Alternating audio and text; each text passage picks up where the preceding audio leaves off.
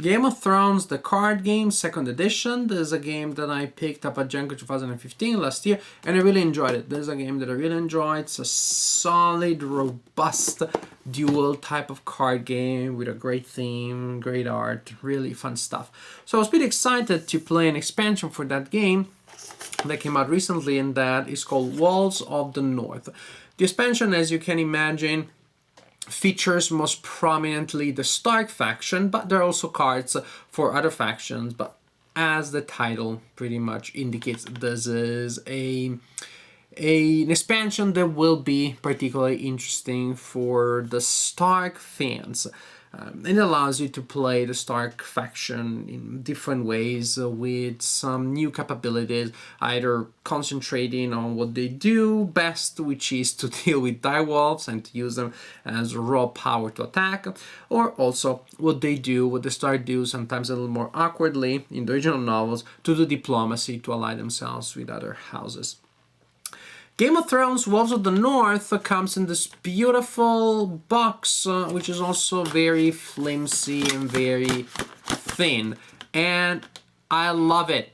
I love that. I love an expansion box that looks really beautiful and it's so thin and flimsy, so that I don't feel guilty when I do what needs to be done, which is when I throw it away. Because of course, expansions of this kind, you will take the cards that form the expansion, that's pretty much what you get here, cards and a sheet with some instructions, and those components will magically melt into the box of the main game, and the other box, if it's a beautiful sturdy box, it needs to go, but then I feel guilty. Then I give it to my daughters to play with, they start living it around, the house looks like a mess. A box that is beautiful when I use it for the time that is around, and I don't feel guilty when it's time to move past. I think it would be a great idea if expansions of this kind started being published in just Ziploc bags to keep the costs low, and I guess that a box this thing also helps in that direction, but that's just my own personal mini little thing. Let's talk about the expansion per se, not so much about the box, enough with the box, but about what's in the box. A set of cards mainly giving you different options for different ways of playing with the Stark in Game of Thrones, the card game, second edition. We will start by taking a look at some new characters that are meant to work in synergy with characters from the core set, or also some cards that give us new versions of characters that we already had in the core set. Direwolves. We have 3 new direwolves here. These are the direwolves from the original set. When you combine them, then you have a really nasty and lethal pack. Together also with other cards that come in this set that allow to maximize the effectiveness of having many direwolves in your deck. It really becomes a powerful lethal weapon if you have a good pack to send against your enemy. We got Nymeria that works as an attachment. We have Shaggy Dog, who is a fairly decent big puppy on his own, but also very important, can work and synergy with Rickon Star, who is another card, and when that is the case, then Rickon gets extra strength and a combat icon. And then we had the Wolves of the North, a really neat pack that has stealth ability and an interesting reaction ability. Again, these are good cards. They become particularly good when you combine them with the original wolves from the previous set and with new cards that maximize the effectiveness of the wolves. Now, about old characters represented, seen in a new life. This is the new Catelyn Stark. This is the old one. And, well, first, let me tell you something, and I don't know if I'm gonna sound shallow. The art is very good, as you may expect from Fantasy Flight, but the art in these new cards that give us new versions of the old characters, the art is particularly good. In all cases, when there is a comparison between 2 representations of the same character, I like the new representation much better. I really like this illustration here. Gives a sense of the strength, the dignity of Catelyn Stark. She's not everybody's favorite character, but I like her very much. So I'm happy to see her here as lost in some deep thought. But now, mechanically, in terms of game elements, the new Catelyn gets +1 strength for each power that she has. That makes her very very useful together with a reaction that allows you to get an extra power in a specific type of strategy. This set allows for two main types of decks. You can build a deck that is very offensive, not in the sense that it goes around swearing and saying racist jokes, in the sense that it has really powerful attack capabilities, and that would be a deck centered around direwolves. Or you can create a deck that accommodates a different type of gameplay style, which is a deck that is more political and is based on gaining power, collecting power to try to gain victory as fast as possible.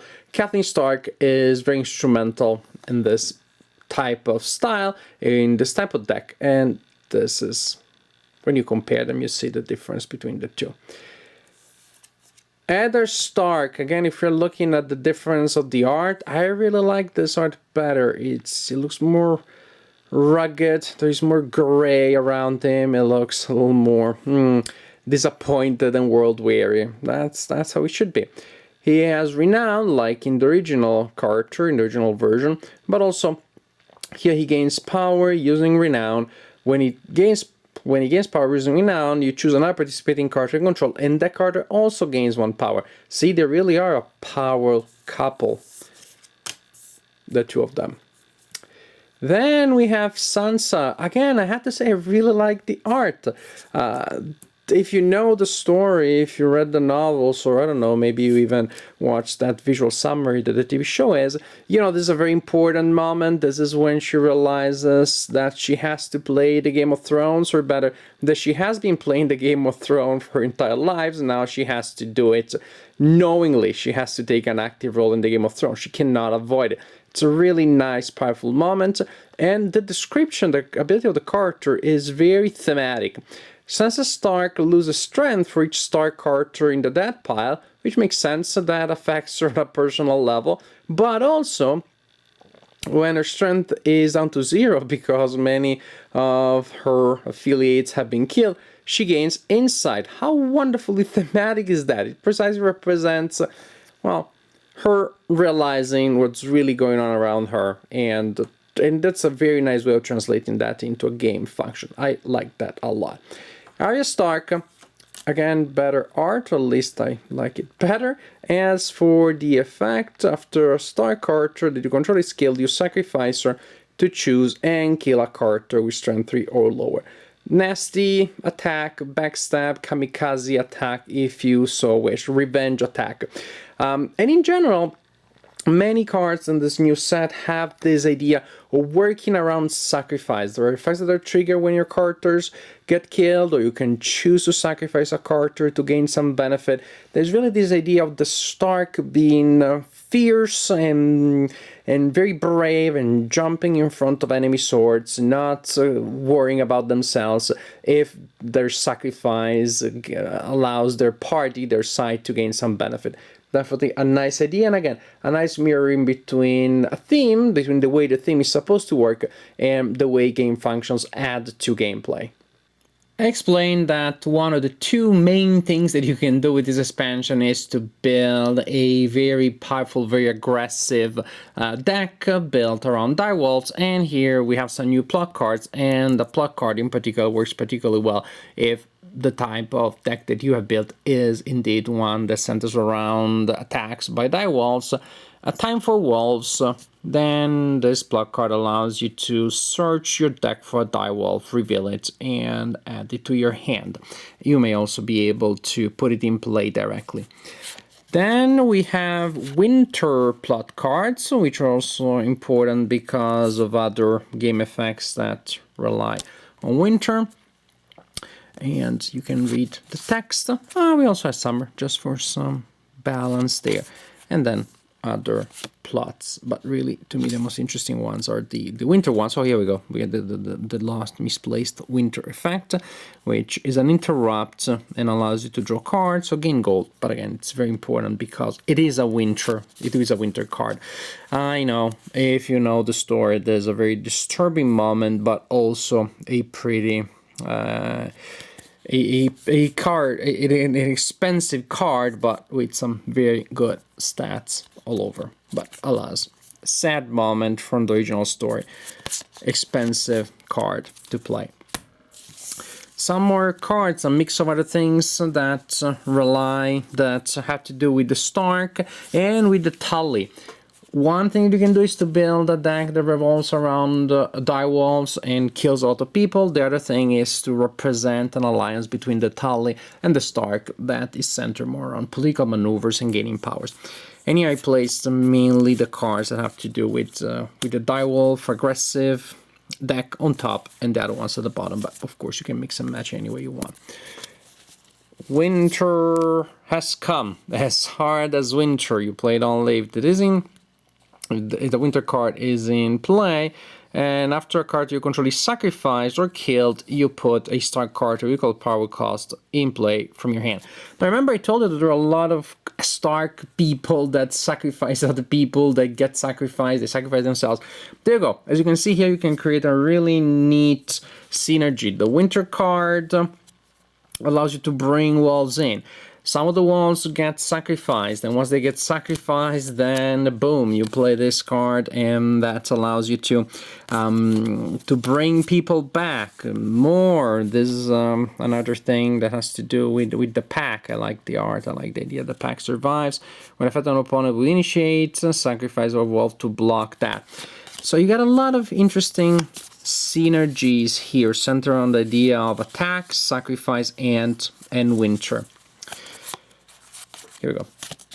We got Winterfell, which simply gives you a very powerful position because it inhibits the abilities, the capabilities of the opponent. All Nan, simply one of the most awesome characters from the original series of novels, and allows you to give cards the summer or winter trait. Again, more of the winter idea. This is such a beautiful card. Just look at the art. It's just very moving. The Old Gods of Winterfell. Then we have Osha the Wildling, which can be particularly useful if you put her in synergy with another character that you have, new card in the set, which is Mance Rider, who controls the Wildlings or give the Wildlings an extra ability, the ambush ability. Recon Star, you may remember I mentioned earlier Shaggy Dog, so Shaggy Dog has Recon around, the two of them benefit each other, and again Recon can sacrifice himself to give benefits. King Rob's Host, really nice, powerful card, which again is about racking up power quickly and allows you to gain 1 or 2 powers. So you can attack the opponent, you can try to speed up the game. We got Jon Snow, we got Yuri Cassell, and then we got some more specifically related Tully cards with the Blackfish, with the Septon of the House Tully, and with the River Run Minstrel. I'm not reading all the details, you can just pause the video and get all the text if you're interested in having more detail. And again, it is about the power.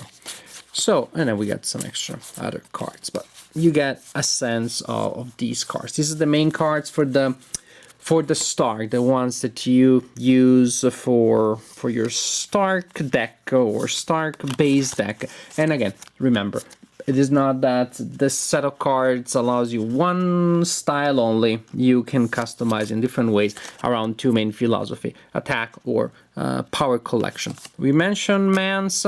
We also have another Wildling here, which is a stealthy wife. We got an Housemaster, and then location and other upgrades and things like that. Then each other faction in the game also receives 2 new cards, 3 copies of each card. I'm not going to show you every copy, I'm going to show you a copy for each type. So having 3 copies allows you some extra flexibility in the customization. We got some cards for the Martel, one with some of the most impressive art that I've seen in this game. We got 2 for the Greyjoy. Again, you can pause and I think you'll be able to read the text. This way you get all the information and we don't turn this video into a very long documentary. Targaryen, you got a lot of Blood Riders. We got Dragon Sight, that affects everybody but dragons, hence the name. Then we got the Baratheon. Here are the Baratheon. There you go. The Tyrell. 2 new cards for the Tyrell. And 2 new cards for the Lannister. Then, far away from everybody else, we got 2 new cards from the Night Watch, because, you know, the Night Watch takes no part, with the exception when it does, of course. And for the Night Watch, we have 2 new characters. Well, we have a new character, who is a character that has stealth and can copy keywords of other characters. And then we have a location, which is the tower, that allows you to prevent actions from the other player. One of the characters controlled by the other player cannot be the attacker. Now, if you watch my video, my main segment of this video, you should have figured out by now that I like this expansion. I like it quite a bit, and why. I think it's a solid expansion, and I'm facilitated in that by the fact that I like to play with the Starks. To me, that is already one of the most interesting factions in the original game, and it may entirely be because of thematic bias, because they are an interesting family. They are such an interesting group in the novels. So the TV show I haven't watched much. I'm sure that they do something in there too. So the Starks are cool in the novels, and the Starks are cool in the game, so I want to be the Starks, and now I have different ways of doing it. They add variety to and flexibility to what the Stark can do. They accommodate to different styles of gameplay. In particular, they allow for aggressive gameplay that I like very much, but also the other option, align yourself with another faction and try to create a power engine that allows you to rack up victory points and try to end the game quickly. That is not something to despise at all. It's something that, now that I have these cool direwolves, so seems a little less appealing to me, but it's still pretty interesting per se. So to me, this is really a no-brainer for anybody who enjoyed the Game of Thrones, the card game 2nd edition. All the new cards look really good. The presentation is absolutely impeccable. The cards are great, so they look great. The effect have enough variety to be interesting, not to feel dull, but yet enough consistency, yet enough of a family resemblance to feel cohesive and to feel that they work well together, these new cards, and also they facilitate making new decks. If you watch my videos, you know that I have a little bit of a conflictual relationship with games where you have to create your own deck. You do deck creation. Some people use the term deck building both to describe putting together your deck before the game and to play a game like Dominion. I prefer to talk about Dominion as deck building, and this game and game where you select the deck before the game starts as deck selecting. And I have a conflicted relationship with deck selecting because then I'm always afraid that the metagaming is going to take over the gaming, and I'm going to spend too much time worrying about how the deck is designed. I really appreciate the fact that this expansion allows me to play and design decks thematically. I do not have too much to worry about this little point, that little element, create an algorithm to make things work tightly, and etc, etc. I just look at the theme that is constructed by the cards, by the art, by the content, and I create decks that make sense thematically and still work effectively in terms of gameplay. To me, this is a good sign. It's a sign of a good design, a design that as matched theme and mechanics well. When you work on the theme mainly, of course with an eye to the mechanics too, and yet the mechanics work well, work in your advantage, and they create a strong game engine in the deck that you use. So I like the fact that the game, the expansion, feels very thematic. That facilitates me in my own struggling against my aversion or impairment related to construction and selection of decks. But that's a minor thing. Most normal gamers out there enjoy selecting the decks, and of course they will have no problem working with the cards that they find in the expansion. Again, if there's somebody else out there like me that has that problem, then an expansion such as Wolves of the North also facilitates you. It's easier to get into the idea of creating a strong and effective deck simply by looking at the theme. It's fun theme, it's a thematic set with interesting options, interesting attacks, very interesting synergies. You can tell that there was good work that was done in playtesting to make sure that the various parts of the engine work together, were very integrated. So all in all, definitely a solid, strong expansion. Highly recommend it to anybody who enjoys a Game of Thrones.